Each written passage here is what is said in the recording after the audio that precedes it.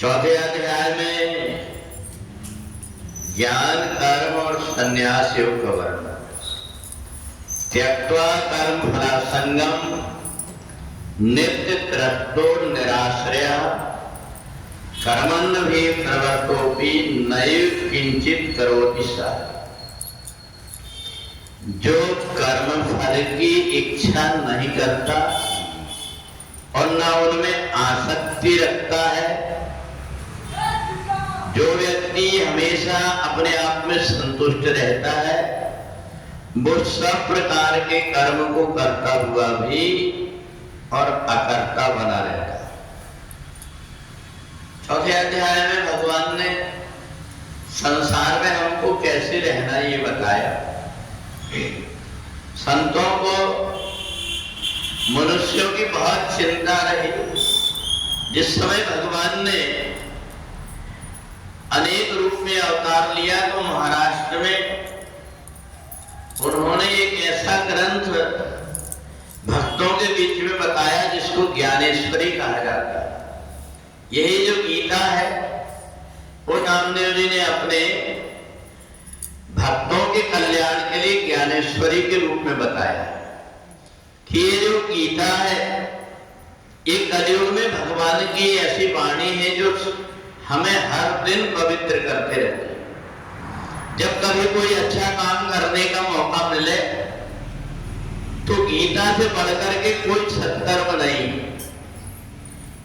कितने महीने आते रहते हैं, हर महीने हम कुछ ना कुछ पूजन करते हैं। जिनमें कार्तिक का जैसे महीना लगा तो हमको ये लगता है कि हमको क्या क्या करना चाहिए, तो एक साथ सभी प्रकार के काम कार्तिक के महीने में भी यहाँ पर हो जाते हैं।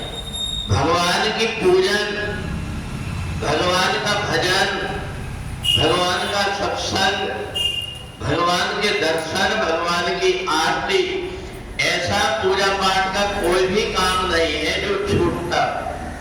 तो इसलिए हम स्वतः ही यदि अपने अंदर गीता के ज्ञान को हृदय में धारण कर लेते हैं तो हमें ये पता लग जाता है संसार में कैसे रहना। कर्म के बंधन में बंध करके जन्म और मरण में कौन पड़ता है? बोले अभागा व्यक्ति पड़ता है। भगवान श्री कृष्ण ने अर्जुन को जो गीता का ज्ञान दिया, ये ज्ञान से जो व्यक्ति वंचित है, जिसने अपने जीवन में एक भी दिन गीता का श्रवण नहीं किया, वो यहाँ मनुष्य शरीर प्राप्त करके भी और वो ऐसा वजन जैसे पृथ्वी के लिए है। तो इसलिए भगवान ने अर्जुन को माध्यम बना करके एक ऐसा ज्ञान हमें दे दिया जो नित्य हमको पवित्र बनाए रखता है। तो इसलिए हम जब कभी भी कोई सत्कर्म करना चाहते हैं तो सत्कर्म में गीता से बढ़कर के और कुछ नहीं।